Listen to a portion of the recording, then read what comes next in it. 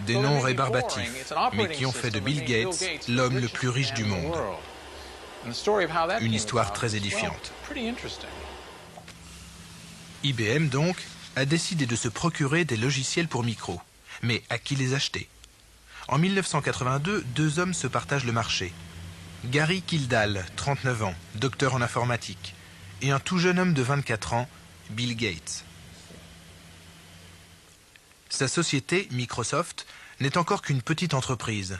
Son créneau, les langages de programmation dont elle est le principal fournisseur sur le marché naissant de la micro-informatique. Gary Kildall, quant à lui, vend le système d'exploitation que tous les micros utilisent, le CPM. C'est lui-même qui a inventé ce premier système pour micro. Sa société, baptisée modestement Intergalactic Digital Research, le commercialise sous licence.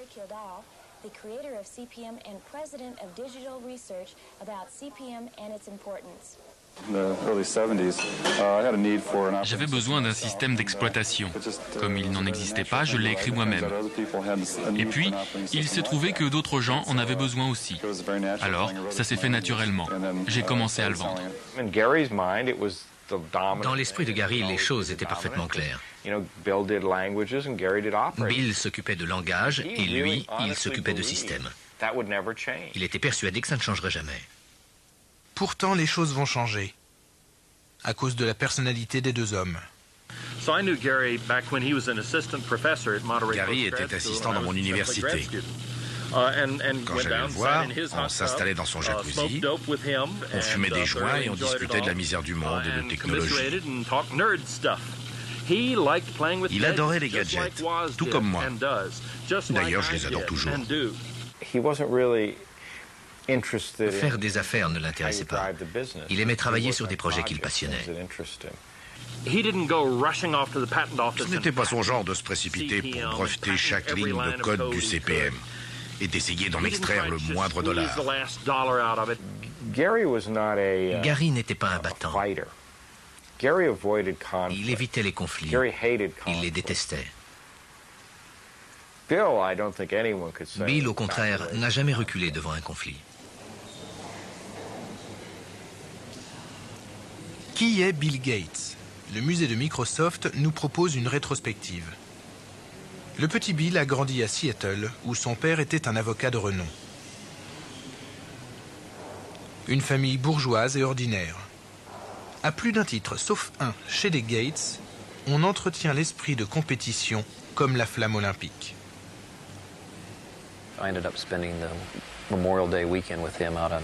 Je me souviens d'avoir passé un week-end chez sa grand-mère.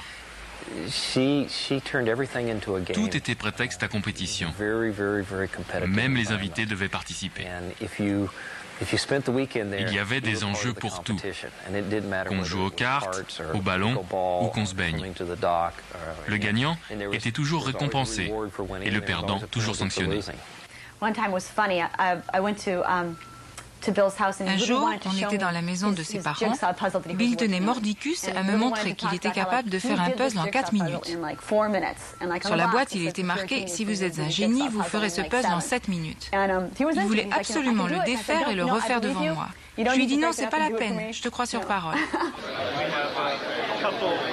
Bill Gates semble vivre dans un monde à part. Quand il travaille, il ne faut pas lui demander de penser à quoi que ce soit d'autre. La veille d'un salon à New York, notre démo s'est plantée. Bill a travaillé dessus toute la nuit. Le matin, ça ne lui est pas venu à l'esprit de s'arrêter 10 minutes pour aller prendre une douche. Pourtant, il en aurait eu bien besoin ce jour-là.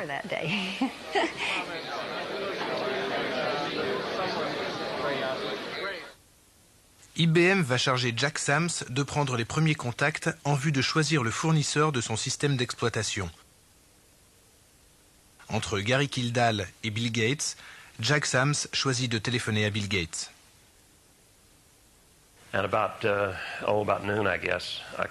Quand j'ai appelé Bill Gates, j'ai juste dit que je souhaitais venir le voir pour discuter de ses produits.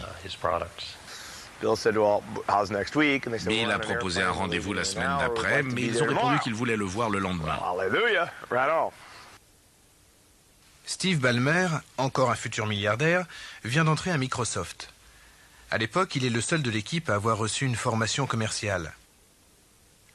Gates et Ballmer, conscients du caractère crucial de ce rendez-vous, se mettent sur leur 31. Bill m'a demandé d'assister à la réunion parce que j'étais le seul autre type qui faisait pas trop nigo en costume cravate. On est arrivé vers 2 heures. Un jeune homme est venu nous chercher à l'entrée d'immeuble. J'ai cru que c'était le garçon de bureau, mais évidemment c'était Bill. Il était très accommodant. Quand on a sorti l'accord de non-divulgation, comme quoi Microsoft était tenu à la confidentialité mais pas nous, il a signé sans hésiter. Ce n'était pas évident. On nous a demandé de signer des tas d'accords bizarres qui permettaient à IBM de faire tout ce qu'il voulait et d'utiliser tous nos secrets. Il fallait une bonne dose de confiance. Jack Sams souhaite que Microsoft lui fournisse à la fois un système d'exploitation et un langage de programmation. Seulement, Microsoft n'a pas de système d'exploitation. Ils ont cru qu'on en avait un, parce que le nom de CPM figurait sur un de nos produits. On a dû leur dire qu'on était prêt à s'occuper des langages, mais qu'il faudrait trouver un système ailleurs.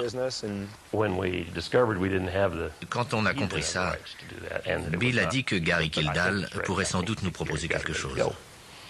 Alors je lui ai demandé d'appeler Gary. Alors Bill a décroché le téléphone et il a dit « Gary, je t'envoie des gens importants, tâche de les recevoir comme il faut. »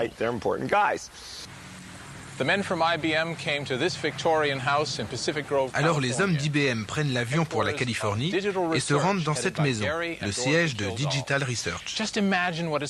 Recevoir la visite de représentants d'IBM, c'est comme si la reine passait prendre le thé, comme si le pape venait demander conseil, comme si Dieu lui-même frappait à la porte. Qu'ont fait Gary et Dorothy Kildall? Ils les ont renvoyés. Gary était occupé ailleurs. Alors c'est sa femme Dorothy qui nous a reçus. IBM a sorti son accord de non-divulgation. Évidemment, avec du recul, c'est facile de dire que Dorothy a pris une décision idiote. Elle a lu attentivement le contrat, les clauses de confidentialité, etc. Et elle a déclaré « Je ne peux pas signer ça ». Elle a fait son boulot. Elle a appelé un avocat pour examiner cet accord de non-divulgation. Il a littéralement vomi dessus. Bref, tout ça était très désagréable pour les gens d'IBM, qui n'avaient pas l'habitude d'attendre. Avec en plus l'ambiance chaotique qui était toujours celle de cette maison. On a passé toute la journée avec les avocats des uns et des autres à ergoter pour savoir si elles pouvaient commencer à envisager de discuter avec nous. Et on est parti. Digital Research a perdu la partie avant même de l'avoir entamée. Les représentants d'IBM se tournent de nouveau vers Microsoft. Bill Gates n'est pas du genre à donner une deuxième chance à un concurrent. Il sait voir l'affaire du siècle et la saisir. Il fallait que quelqu'un le fasse. Sinon IBM allait abandonner son projet de PC. Si IBM laissait tomber, ça voulait dire qu'on n'allait pas leur vendre nos langages. Il fallait à tout prix qu'ils continuent. On était au son coup, parce qu'on s'était engagé à écrire pour IBM des versions de BASIC, Fortran, COBOL, enfin de tous les produits de la société, à livrer dans des délais très courts. Le problème restait entier. IBM avait besoin d'urgence d'un système d'exploitation, Bill Gates n'en avait pas, mais il a su exploiter la chance pour devenir milliardaire. Paul Allen, l'associé barbu de Bill Gates, découvre qu'il existe sur le marché un deuxième système d'exploitation. J'ai trouvé une petite entreprise du coin, SCP, où un programmeur, Tim Patterson, avait mis au point un système très rudimentaire, qui ressemblait un peu au CPM de Gary Kildall. Alors on a dit à IBM, on s'occupe d'acheter ce système et de l'améliorer, et vous pourrez sortir votre PC. Pour écrire son système, Tim Patterson s'était, inspiré du CPM de Gary Kildall. J'ai acheté le manuel CPM pour $5 en 1976. Et je m'en suis servi pour établir l'interface de programmation de mon système d'exploitation.